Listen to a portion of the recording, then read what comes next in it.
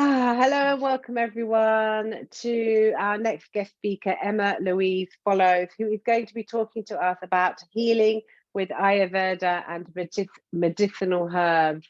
And I'm really looking forward to this presentation and maybe answering or asking a few questions at the end.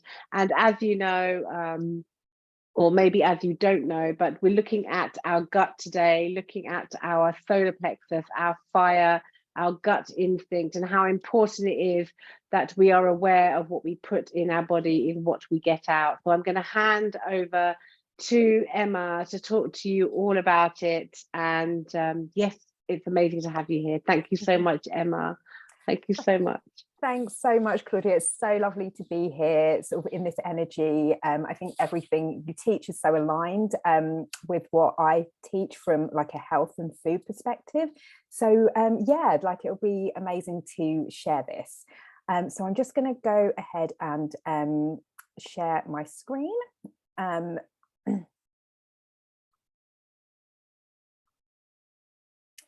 you see those slides? Okay, Claudia, from where you are. Excellent. Right, so this workshop is going to be all about healing with Ayurveda and medicinal herbs. And if you have been feeling run down, sluggish, maybe you feel like you're just constantly ill, you know, sort of always catching things, perhaps you just feel like you really need a reset. I think this is going to be really helpful because it's going to be actionable things that you can just bring into your lifestyle that are really going to support your body and, you know, sort of if done practice consistently, sort of just really give you that health, you know, sort of transformation on a daily basis.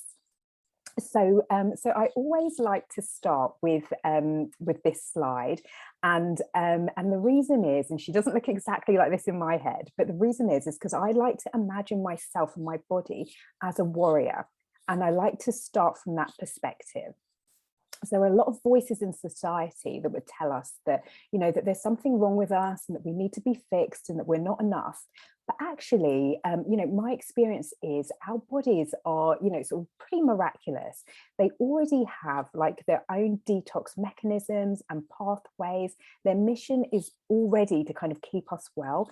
We literally have an army of probiotics, like an army of like a probiotic, you know, sort of colonies. We're living within our gut, which is basically our immune system. And its whole job is to fight off the bad bacteria that makes us ill. And then along with that and our detox mechanisms, like our bodies are, you know, are already, you know, sort of entrusted with keeping us well. And all we really need to do if we are experiencing any health problems, I've found, is to look at where there might be an imbalance, look at where we can kind of support what our bodies are already kind of, you know, sort of trying to do, which is keep us healthy, and then just bring in some herbs, maybe bring in the right foods, maybe take away anything that's making, you know, sort of making her job difficult, and you know, and then just really you know, sort of allow our bodies to naturally come into balance.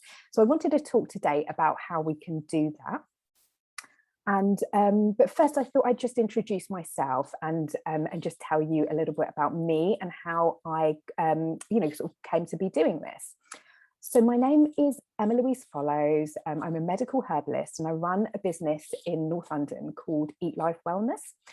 But I wasn't always into sort of natural health and healing through food and all of this kind of stuff. My day job was that I was actually a solicitor. And I spent my 20s and 30s like rushing around in heels to police stations and prisons, you know, and representing people because I was doing criminal defence law. And it was exciting, but it was quite stressful.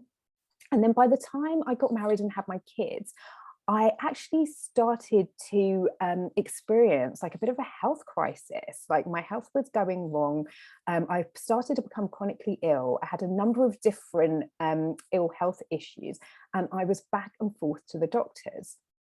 It was only, I was actually starting to like, you know, get quite worried and get quite health anxious that I had like some kind of, you know, long-term degenerative illness because of like the amount of symptoms that I was experiencing. So I was obviously going to my GP, you know, sort of trying to get help that way. And it was only when they tried to prescribe me like the fourth prescription for antibiotics, like consecutively, that I just thought to myself, not only is this not helping me long term, but it actually seems to be making me worse. Sort of like I actually seem to be getting sicker in the long term. And it was at that point, even though, it wasn't kind of common knowledge that antibiotics like have such a disastrous effect, like on our immune system, because they're sort of killing off our probiotics along with the bad bacteria. But even I could just kind of intuit just at that point that this wasn't, that this clearly wasn't, sort of doing me any favors. So I started to research things myself and look at what I could sort of naturally do to cleanse and detoxify my body, sort of naturally. I got into Ayurveda. I discovered, sort of the importance of gut health, and also specifically what I could do to support and, strengthen my own gut health. And I was really quite amazed with how quickly I was able to turn my health around. It was literally like a few weeks to a month that I saw some major, sort of improvements in my health. I had chronic eczema. That was one of the things that I was suffering with, which I was able to clear within a couple of weeks. And and all sorts of issues that I'd been taking all this synthetic, sort of damaging medication for, I was able to start, turning them around really, really quickly. And then when you have like an experience like that, it's impossible not to be passionate about, sort of what it was that that actually helped. So whilst still working as a solicitor, I actually started Eat Life Wellness like on the side. This is now what is my main job. It's what I do now. But I started this on the side, literally just making my own gut healing ferments for people. So stuff like kimchi and kraut that would help people's gut. And I just I just got a farmer's market stall and, I started the business that way, because I just wanted to get, the knowledge and the products and the things that had helped me out to people if I could. So that was Eat Life Wellness, and that's kind of how this sort of business like came to light. And the picture that I've shared with you is actually a really sort of significant picture for me, because this was taken. My husband took this picture. We were in LA. Actually, we were in the mountains of California, in Yosemite National Park. And it was basically on the other side of my health journey. So we ended up doing a 2-month house swap to California. We managed to persuade some Californians to come and live in Enfield for 2 months while we got to stay in their house and use their car and drive around. And the reason it's significant is because I was feeling well enough that I was able to arrange this and do that. And when you're feeling run down, when you're ill, when you're chronically ill, you can't think about having fun. All you're thinking about is trying to get through the day. You're not thinking, oh, let me go and have an adventure with my kids and, sort of pack everyone up and let's travel. You're just thinking about having enough energy, sort of not being in pain and just making it through the day. So this picture for me is really significant because it just represents, at that point I had done all that healing work and I was ready to enjoy life and have fun again, which is what it's all about. And that's the whole thing with, sort of Ayurveda, which is, the system of natural healing from India. The whole point is that when we heal our bodies, we're able to transcend them and go into our spirits and really kind of engage with life and be embodied. So yeah, that I love this picture because that's what that kind of represents for me. So I wanted to start with this first picture, and you might look at this picture and think, okay, this workshop is going to be super basic, like we get it, eat more plants. But actually, you'd be wrong, because the point I wanted to make about this picture is that this bowl of food would not actually necessarily be considered healthy from an Ayurvedic perspective. And the reason for that is that in Ayurveda, we like to say you are what you digest, as opposed to in the West, you are what you eat. And with a bowl of food like this, you know, there's lots of raw vegetables in it, particularly raw kale. This would be really, really taxing on your body and your digestive system to actually process and absorb any nutrients from. And from an Ayurvedic perspective, unless you were, say, the Pitta dosha, so that's people who have a very naturally sort of strong, you know, fiery digestive system, unless you were a Pitta, and even if you were a Pitta, this, you know, this would be really taxing on your system. Now, eating foods like this could actually potentially do you more harm than good.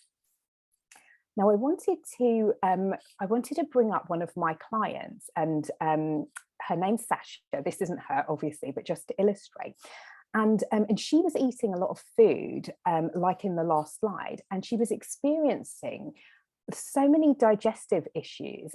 And when she came to me, she had reached the point where she couldn't eat anything without being doubled up on the sofa, like experiencing really, really painful, you know, sort of gas and bloating, and just, you know, sort of a lot of pain in her stomach. And it was becoming quite debilitating. She was losing weight. She'd actually become underweight, and her periods had stopped as well.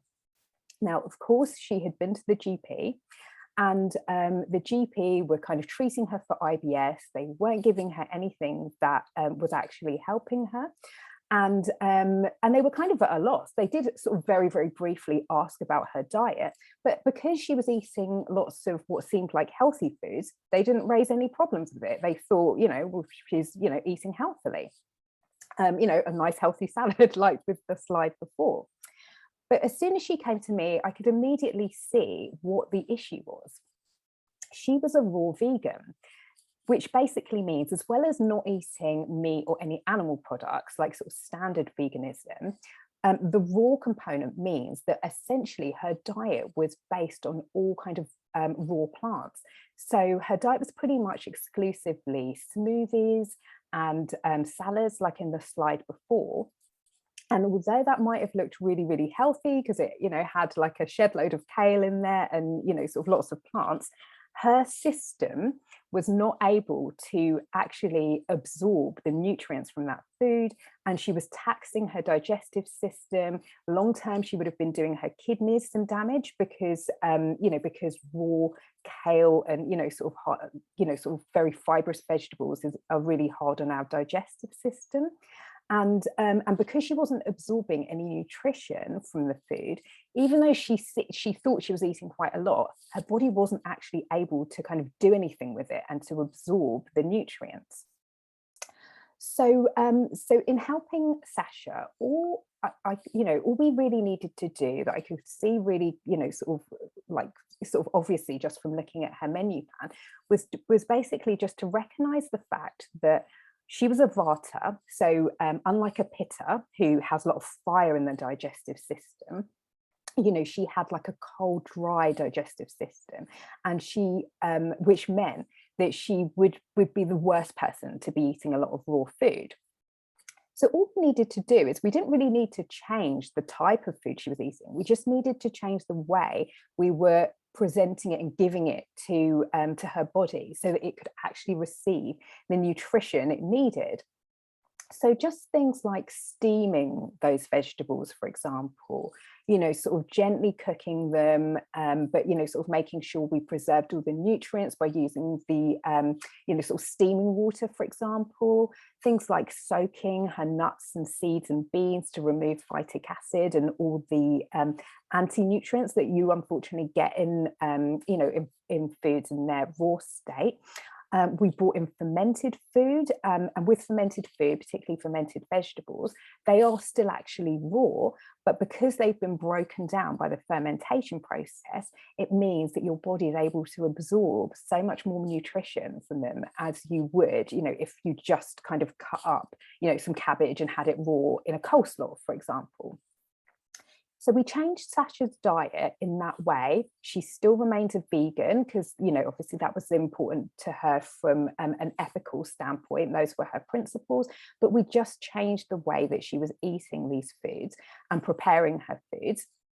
And within a couple of weeks, she was no longer experiencing any digestive issues. We brought in things like digestive enzymes for her as well, and as well as probiotics from the fermented food.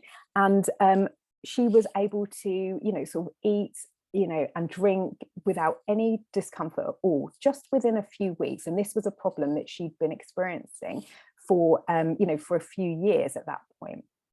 We also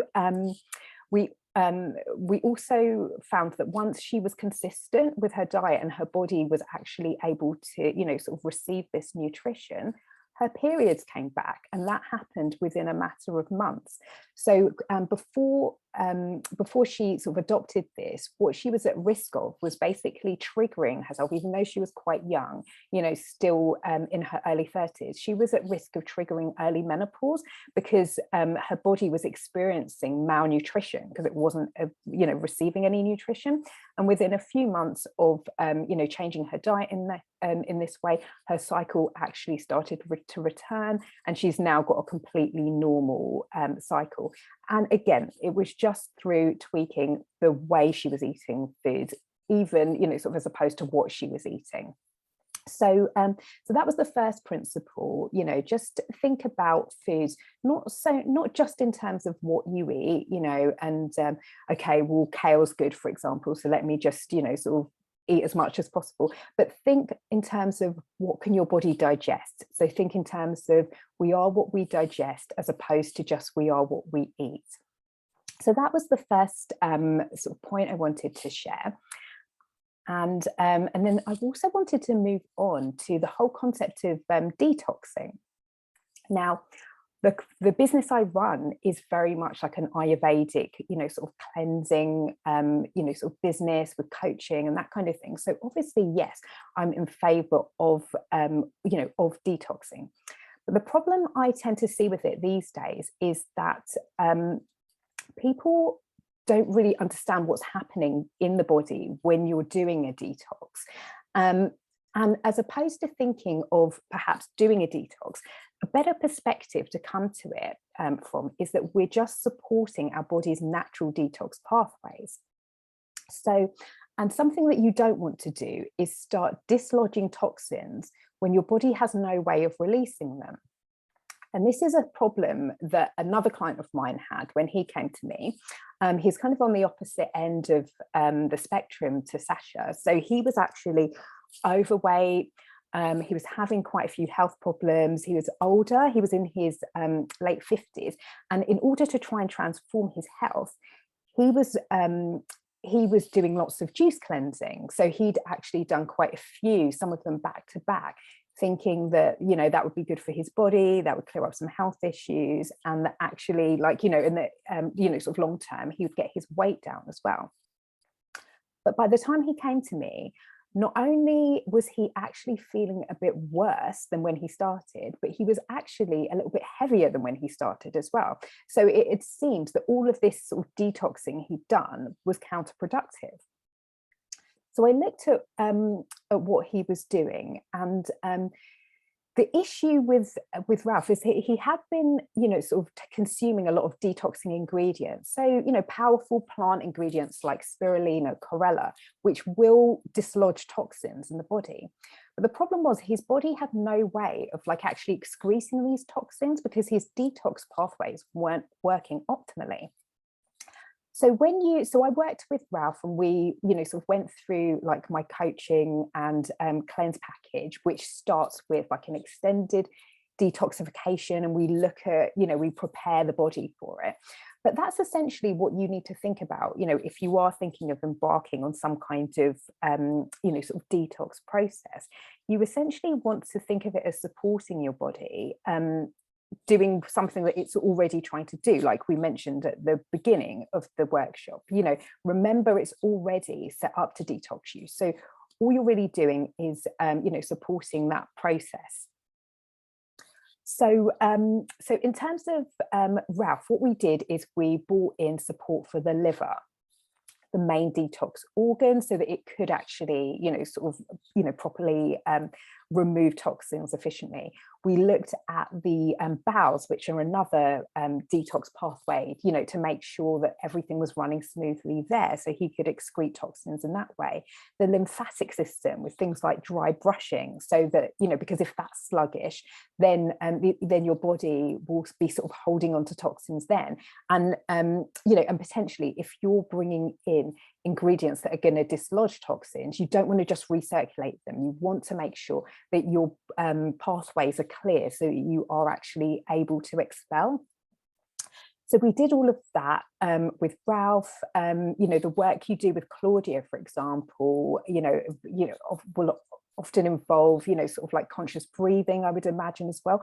And even breath is a detox pathway in itself. So, you know, so you need to be thinking about all of these things, not just when you're detoxing, but also in advance, so that you're really preparing and supporting your body in advance, so that you're actually having a holistic process that's actually going to be effective. So so that always is, you know, sort of what I want to share with people when I see all these adverts for juice cleanses and stuff, you know, sort of popping up on Instagram and Facebook, you know, like they're just sold to people without any kind of prep, you know, sort of guidance on preparing. You know, often something like a juice cleanse is going to be too cold for most people's constitution, and then there's no support afterwards as well for when your body is, when you have, you know, potentially dislodged things, you know, in terms of helping your body to release. So that's something I wanted to flag up in terms of detoxing.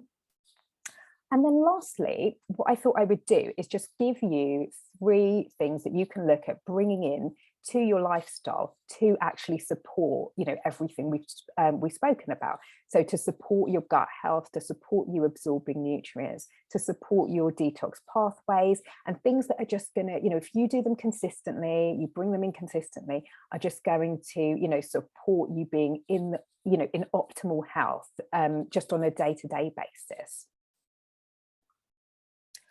So the first thing I wanted to mention is a herb called milk thistle. And this is a really lovely herb for supporting your liver. So as we've said, your liver is your main detox organ.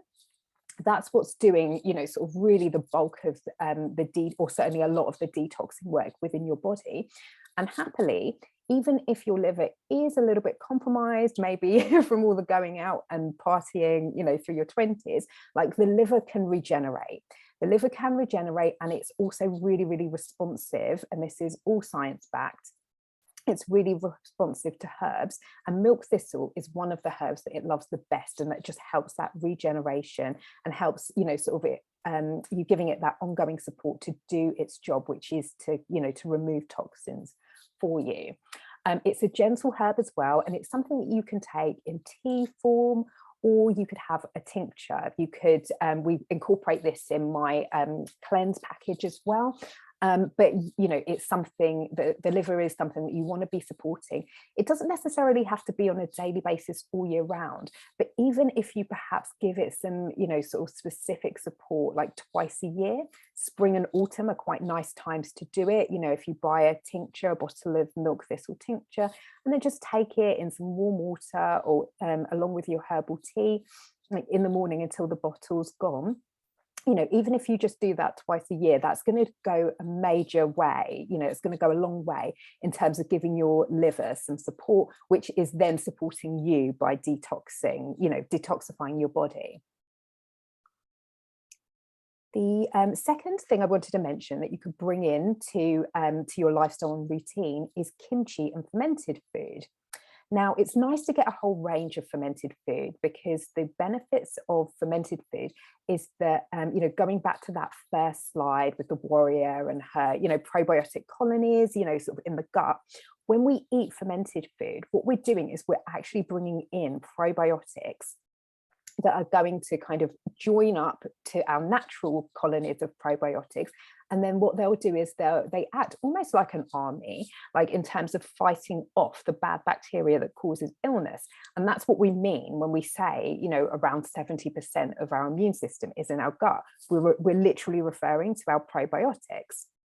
So by bringing in fermented food, we're bringing in more of those cultures, and you know, which is then going to kind of strengthen and support our immune system.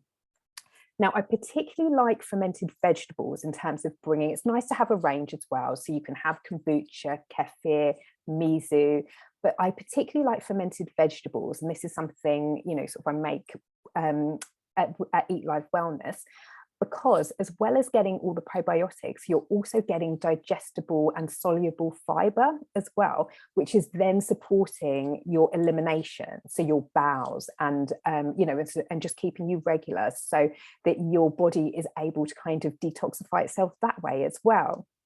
You know, if we're holding on to a lot, if we're not going to the toilet regularly, you know, that's a sign that that detox pathway is blocked, is congested, and it needs to be moving, because you can be eating, you know, sort of lots of different things that are going to kill toxins and bad bacteria. But again, if you can't carry them out of your body, then you know, then you're not, then it's not, you know, sort of effective overall. So and again, you don't have to go, it's just like with the milk thistle, it doesn't have to be loads. With something like kimchi or sauerkraut and fermented food, you just want, you know, sort of a little bit, but consistently. So even just a forkful, I say on my jars, you know, just a forkful or two, like with a main meal, you know, sort of daily, or even just, you know, a few times a week, is going to you know, sort of go a huge way. Our ferments have like about 47 billion units in them just per forkful. So, you know, it's more than a probiotic capsule, and it's the natural vehicle for, you know, our bodies receiving this good bacteria. So, you know, so look at bringing fermented food, particularly vegetables, fermented vegetables, into your diet and your lifestyle on a daily basis, if you can, or just when you can, you know, in terms of giving your immune system that that sort of additional support. And then finally, I just wanted to mention ashwagandha, which is a really popular Ayurvedic herb. And it's something that you've probably come across, because now it's kind of popping up everywhere. Like, people are putting it in lattes. And yeah, it's a powerful Ayurvedic herb that it's quite gentle. It's been around, you know, and used for years in Ayurveda because it's so effective. And what I would say with this, again, is that, you know, it's great that it's popping up everywhere, but again, you want the consistency, particularly with something like ashwagandha. And what it's basically doing in the body is it works in an adaptogenic way.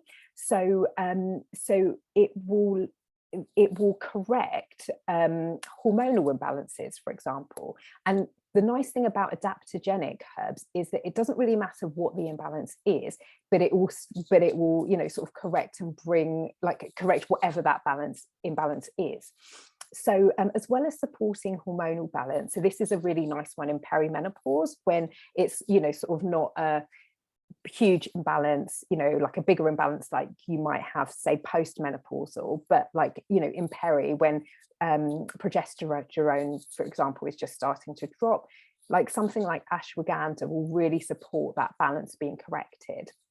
But another really nice benefit of ashwagandha is that it also supports the adrenals. So what that means is that it is really useful for your body in terms of dealing with stress. Given the world we're living in at the moment, which is just anxiety ridden, like from the minute you know, we sort of get out of bed and you know, and are able to switch off again, like having something in there to support our adrenals. A lot of people are dealing with adrenal fatigue at the moment, is pretty essential, I think. So ashwagandha will do that. It will support your adrenals or help your body cope with stress. And it's a nice one to just have in small doses, but on a consistent basis. It's something that I involve in my products in terms of my cleanse, but it's also something that you can just order. You know, you can order the raw ground powder and then just add it to, you know, to your food or your drinks, you know, a latte if you want to, with some plant milk. And, you know, and that's just going to do some really lovely supportive work in terms of your hormones and your adrenals. So, so those are the three things that I wanted to mention that, you know, would be great to look at bringing in. And also I wanted to, like, if you are experiencing any health challenges, I wanted to just let you know that I'm going to give Claudia a link. And invite you to book a free health hour with me if you'd like to, you know, sort of discuss, like if you'd like to actually discuss your health with me. It's free. I'll give you a Zoom link, and yeah, and I'd be happy to kind of give you a bit more sort of targeted help like in that time, if that's something that you feel you would need. Otherwise, as I say, I do a 3-day cleanse box, which is really supportive, and you can do that once a season. If if that's something that you feel drawn to. But you know, by all means, just like come and have a chat with me. I'll give Claudia a link, and yeah, I look forward to speaking to you if I can help. Oh, amazing. Yeah. I learned so much myself. Oh, So, fantastic. should we just take your slide? Take the slide, yeah. Yeah, just gonna stop. Okay, amazing. Oh gosh. Okay, so I was taking notes furiously, maybe starting going backwards. Thank you. Firstly, yeah, that was so informative. And it's really interesting because you say about perimenopause. I am fully in menopause. I'm 2 years in. Right. And I have been using ashwagandha. Yeah. I've been putting ashwagandha in a menopause mix. Yeah. Of black cohosh and sage and a few other things. And I've actually found that it's been really, really effective in actually in my sweats. I think my sweats have definitely eased off. So it was amazing to hear you talk about ashwagandha, because I also do put it in my smoothies. And I love the way my son uses it. He's 23 and he uses it for stress. So it feels to me like, you know, the ashwagandha is this sort of magical, this magical herb, this magical powder right now that we're all yes, so go out. I and love get some that. ashwagandha. Yeah, I love that your whole family is using it. Yeah, because I often talk to women sort of specifically, but actually, yeah, ashwagandha is just as beneficial for men. It will correct their hormones as well. Obviously, you know, in terms of adrenal support and the stress response. Yeah, it's one of the best things that you can have, and just so easy, isn't it? Just to like pop into your smoothie, or, you know, sort of whisk into something. Yeah, absolutely. And it's quite recent for me. My son actually gave me the ashwagandha, not the other way round. Boy, yeah, because I got quite an alert, aware child. So was he living in India at one point? Yeah, he was during lockdown. He was living in India for a year, and he is Anglo-Indian. So he's kind of very aware. That he would came make around sense. with this. He came around with this big box of ashwagandha and said to me, "Mum, start using this." And then recently, I've been reading stuff around ashwagandha and menopause, and I've been making up my own sort of batches of different herbs and stuff. So ashwagandha. Like really glad to hear that. I learned so much from that, because a couple of things. I'm definitely going out to buy milk thistle now, because you know how you kind of have all these different herbs and you buy all these different herbs and you just don't quite understand or remember why you're buying them.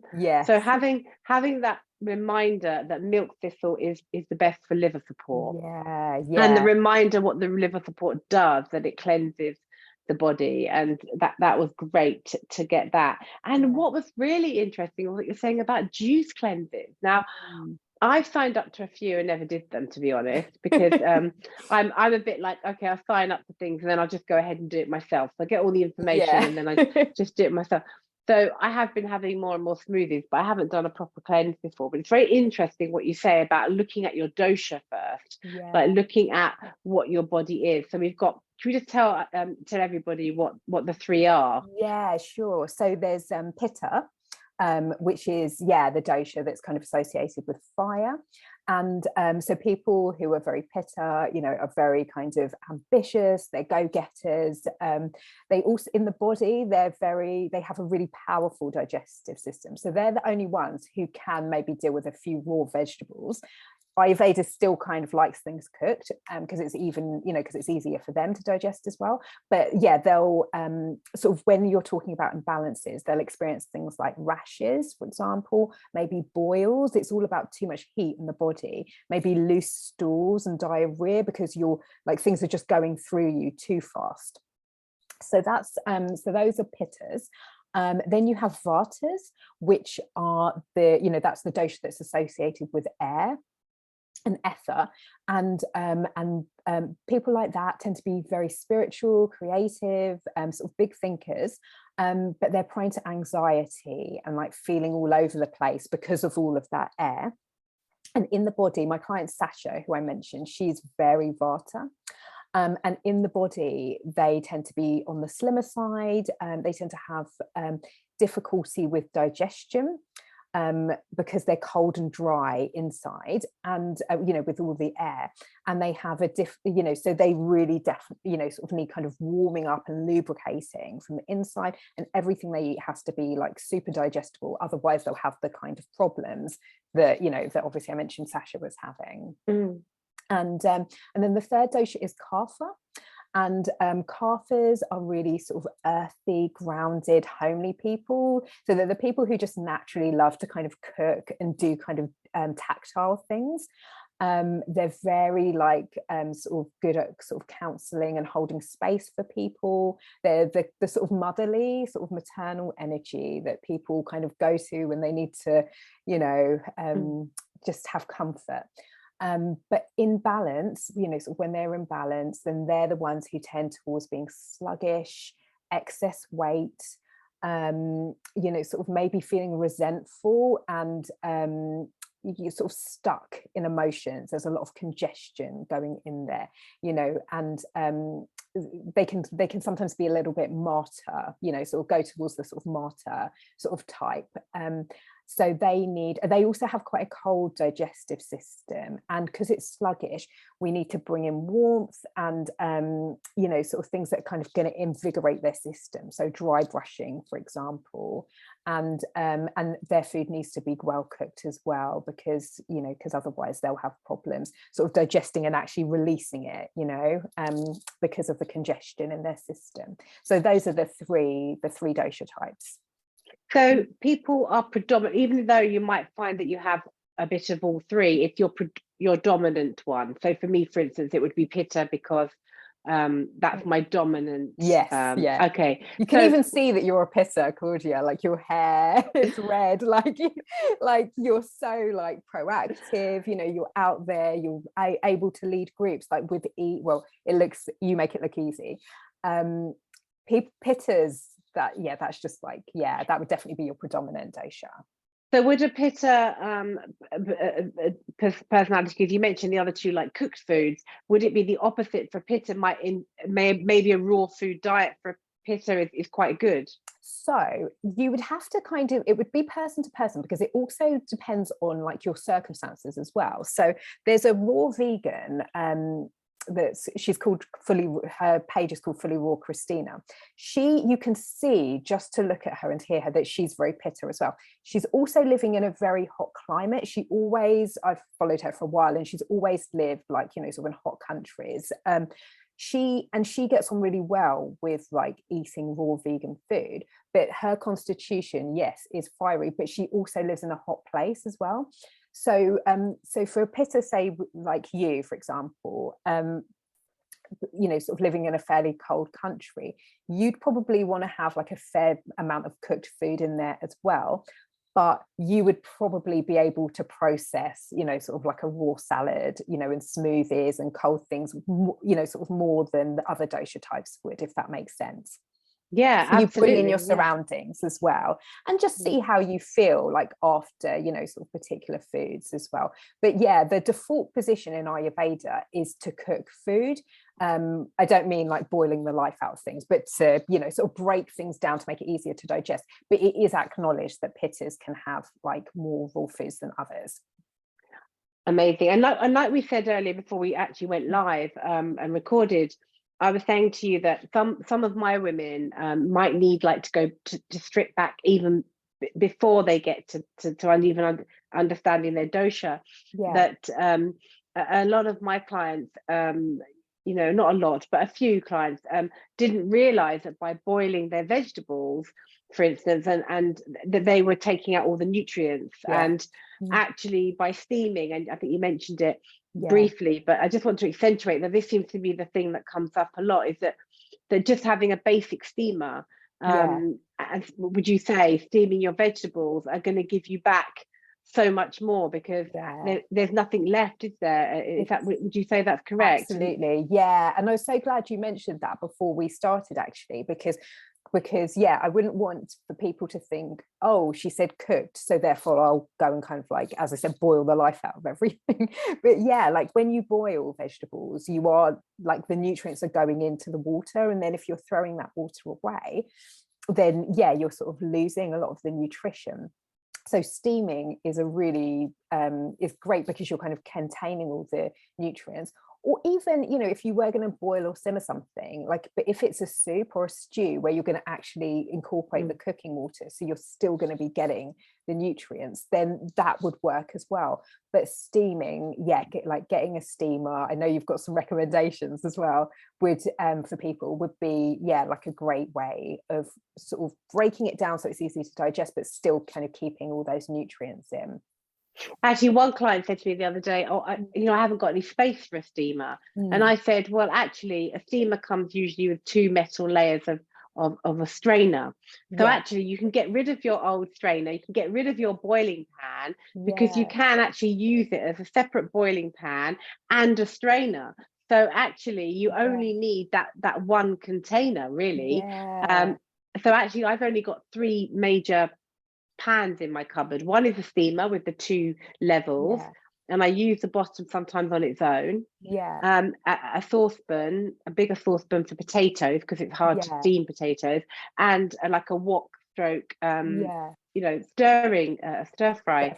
So actually, I got rid of all the other stuff I had, and now I don't need the extra strainers, because I actually just use the ones that are on the steamer. So just to put it out there, they're not very expensive. They're only about, I don't know, £20 on Amazon. I've had mine for about 10 years. Right, and it's still in perfect condition. And it doesn't take up as much space as you think. So I just wanted to add that I think that changed my life and my family's life. And also vegetables like kale, you mentioned kale like as a superfood, and that you were talking about the girl Sasha who couldn't digest it. My family couldn't really digest kale very well, but I took out the main stalky bit, and then steamed it. And then actually, if you know, I mean, obviously a healthy gravy, but if you use gravy on it, if it helps to digest, would you say?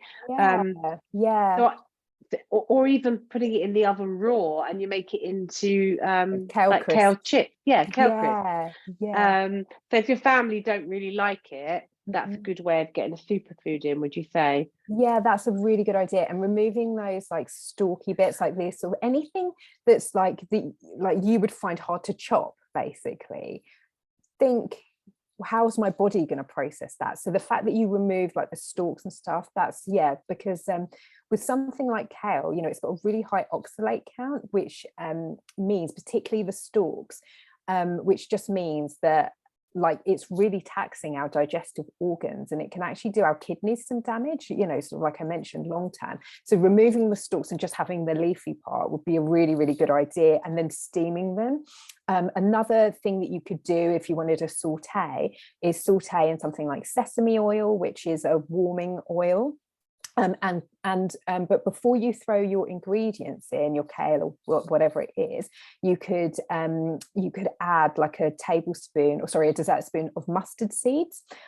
Let them cook until they start to pop. When they start to pop, that means they're activated, and then they will really help you digest your food as well. So I often start cooking with, you know, sort of like a spoon of mustard seeds, just sort of saute them, and an easy way of doing it, if you wanted to do it that way, would be to kind of saute, add the ingredients, you know, sort of saute them for a bit, and then cover the pan, turn the heat off, and then let them continue steaming that way. So you could kind of do it both ways with that method as well. So get the sauteing, but then also have them steam to finish them off as well.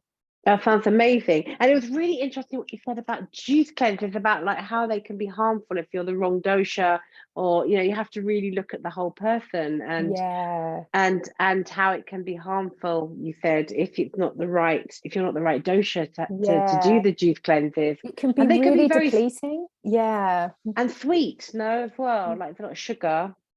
Yeah, so with juice, because it kind of depends on like the type of juice you're using. Because if you were having just vegetables juiced, that would be quite healing for your body. A lot of the commercial juice cleansers, though, they are just mostly apple juice. So there's a limit to kind of what nutrition, what benefit you're getting from those. They're really expensive. They're usually like frozen, and then they just kind of deliver them to you still frozen. So it's not as though they've been freshly, these vegetables that you're getting have been freshly juiced or anything like that.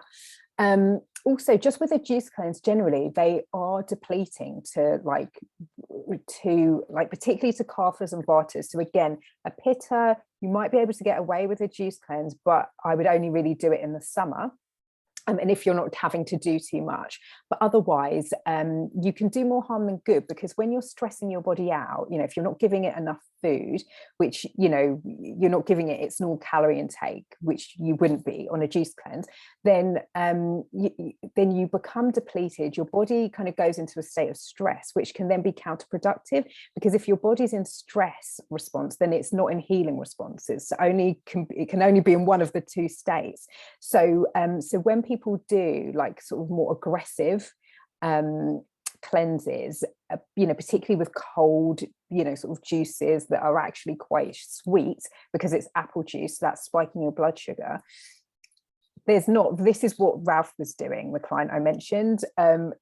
You're just not doing your body any favors, essentially. Like at best, you won't be doing too much harm, like if it's just for a few days, but at worst, you can actually, sort of make things worse. Yeah, it's interesting because I use frozen fruits like mango, but the basis of mine will be apple juice because I don't like milk. Yeah. So I have apple juice, frozen mango, frozen fruits, and I'll throw in a frozen kale. Like I keep the kale in the freezer, and I take.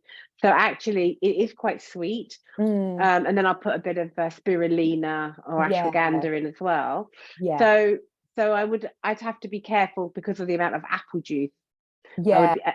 I would only ever juice kale. I wouldn't put like actual raw kale into a smoothie, because that will be taxing your kidneys. Like raw kale is just almost impossible for the body to process. And I think when we blend it up, I used to do green smoothies with kale as well. And then I realized that actually, like, it's just like, because when we blend them into a drink, because it's then easy to ingest, we kind of miss the fact that actually our body's going to struggle to process that. The blending does help, but it doesn't change the fact that it's still a really high oxalate count, and it's gonna, like, our bodies would potentially struggle with that. So I would probably leave out the kale. A fruit smoothie is okay. I don't really mind sort of sugar from fruit, like provided it's not kind of over the top. But I would just have, for you, I would put some flaxseed in there, because then you're bringing in some protein, which is going to like help slow down the release of the fruit sugar into your bloodstream. Also, it's a great digestible fiber in terms of keeping your bowels moving. And you've got the omega oils in there, and also for your hormones, the flaxseed would be helpful as well. So I would just maybe keep going with it, but just have that flaxseed in there. So do you think the kale could be replaced with something like spinach? Do you think that's a better, or broccoli or something? Yeah. If you want to put something green in there, I would only do it juiced. So juiced green vegetables are okay because you're getting all the nutrients, but you're not getting all the roughage that are that's gonna tax your digestive system. But not kale. You could juice kale, but you don't want to be eating like actual raw kale. No, so what I do is I put the kale from the freezer into the juicer, and then I juice it. Oh, that's fine. I thought you were blending. I thought you were freezing kale and then actually just putting actually blending it up, so it was more of a smoothie rather than a juice. Yeah. Then I'm taking a lump of kale, like a handful of kale Yeah. from the freezer, and putting it into the juicer with the So juice, blending it. Okay, so yeah, so that is, so I wouldn't advise that, because you are still consuming raw kale, like So what would you a do? juice. So this is the difference between a smoothie and a juice. So a smoothie is where you blend like ingredients, and you're basically just sort of, you know, like blending the actual ingredients, whereas a juicer is where you're basically squeezing the juice out of something. Right. So yeah, Okay. yeah, that was the disconnect. Yeah. Okay. So yeah, so with anything like spinach or kale, if the only way I would have that raw is if you're just having the juice from that thing, not the actual Because it's got the stalks in it, because the stalks in it are still hard for the body to digest, even though you've blended it up. Yeah, it's still, yeah. So how about taking the stalks off and just putting the kale? Could I do would that? certainly be better. I think for you as a pitter, you could probably get away with the leaves, but just yeah, not the stalks. For anyone else who's like more of a Vata, Kapha constitution, I wouldn't have any of that. No, I would just yeah. Okay, all right. Well, I hope that's helpful for other pitters who are listening, because otherwise it's all about me. That was so yeah. So no, it's really good though, I think, asking those sorts of questions, because other people will be able to pick up some points on that. So just one other thing. I think you answered two other things actually. I think you answered this when you talked about probiotics. I always think of probiotics in a pill form, but I think you then went on to talk about kimchi and fermented foods, and that's the best way of getting probiotics. Yes.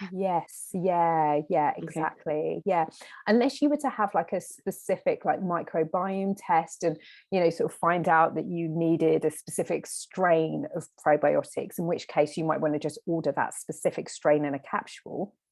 Like, unless you wanted to be as targeted as that, then just for most people, just eating more fermented foods like in your day-to-day diet would, you know, will really do the trick, because they contain like a whole range of cultures. Do you think then, actually mentioning the microbiome testing, do you think that that's a good idea to have a microbiome test? It's difficult to say, because it's really early stages with these tests, and there's not a lot of, you know, sort of research behind them. You know, sometimes the results can be a bit skewed, and can just be dependent on like what you kind of consumed like within a few days of the test. So it's hard to say. I think they could be helpful, like if you have like, if you have one and then you repeat it, you know, sort of a few months later, and then you can see that you're getting consistent results. So you'd really need to commit to that process, I think. But yeah, it's early days at the moment with that. And I would say for most people, just bringing in, you know, sort of a range of cultures through food, which is the natural vehicle for probiotics. You know, our ancestors, wherever we're from, there's always a history of some kind of fermented food.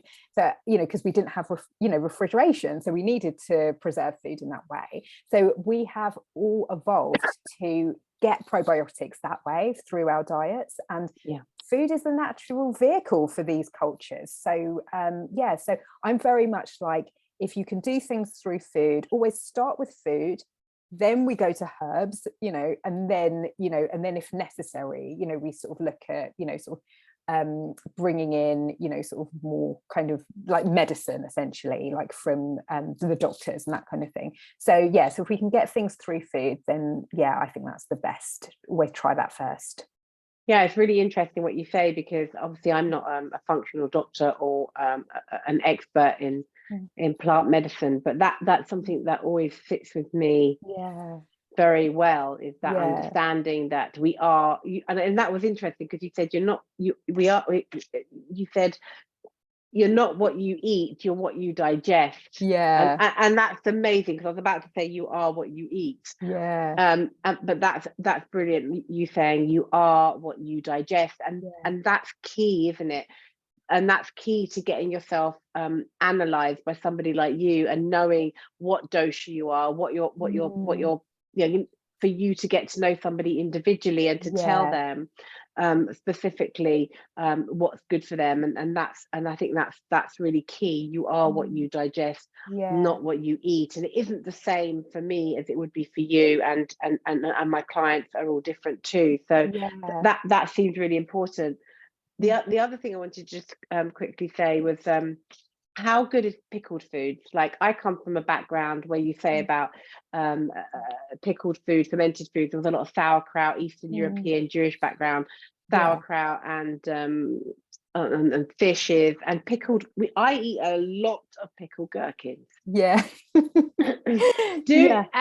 I doing? Is that good for me? Eating a lot of pickled gherkins? It doesn't surprise me that, like, obviously, yes, with your background, that's like your food, but also, like, as a pitter, like, you would be drawn to that food because it's hot and acidic. Like, I don't mean hot as in spicy, but the quality of the food, the energy of the food is hot and acidic.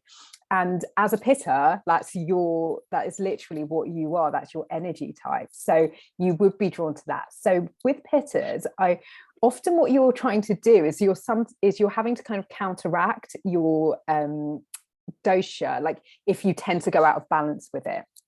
So pitters, like, provided you're doing well health-wise, you're enjoying your food, you're not having any sort of symptoms, sort of any issues, and I would continue, but just be on the lookout for the fact that you will easily go into a pitta imbalance because you are naturally pitta. So if that happened, if you were to find that you were getting some sort of issues, you would want to, like, those would be the things to cut back on, because it's more of the same essentially. So but yeah, pitters are always drawn to that. They tend to be drawn to spicy food as well. I don't know if that's okay. Not for me, but okay. I'm the opposite. I've always been allergic to chilies. Oh, interesting.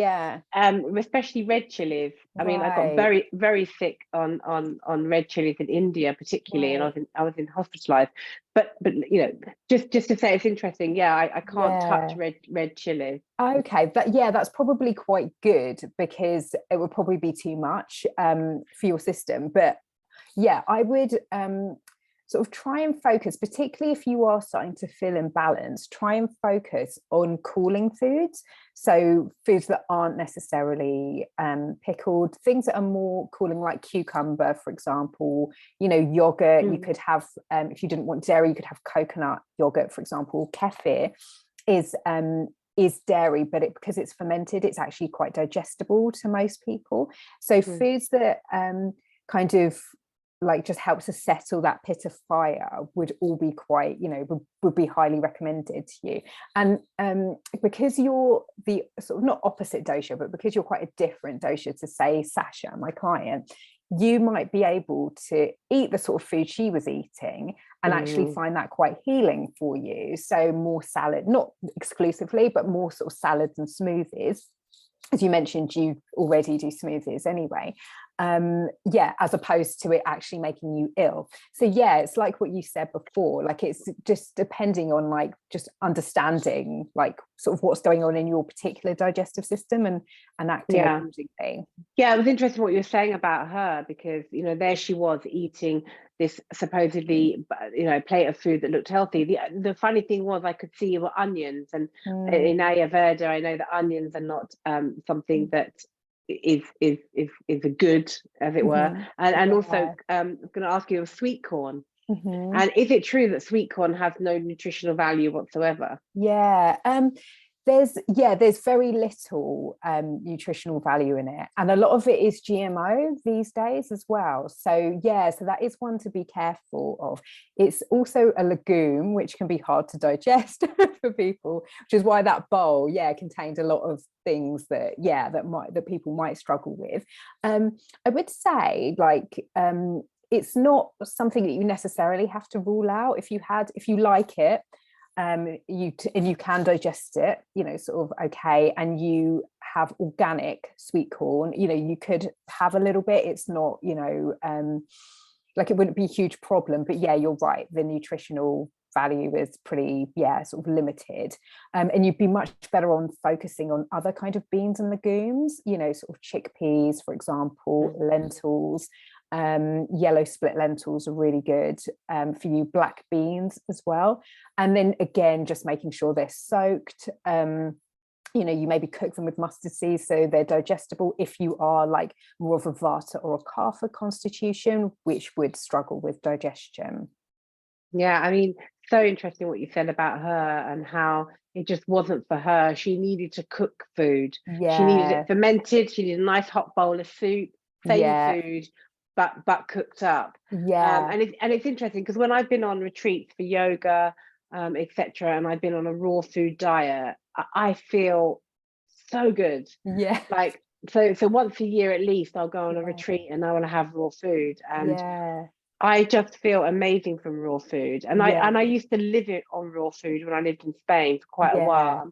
My body was so strong. yeah. So it's kind of like you almost need less of what you are. Yes, exactly, because that raw food for you is counteracting the fire.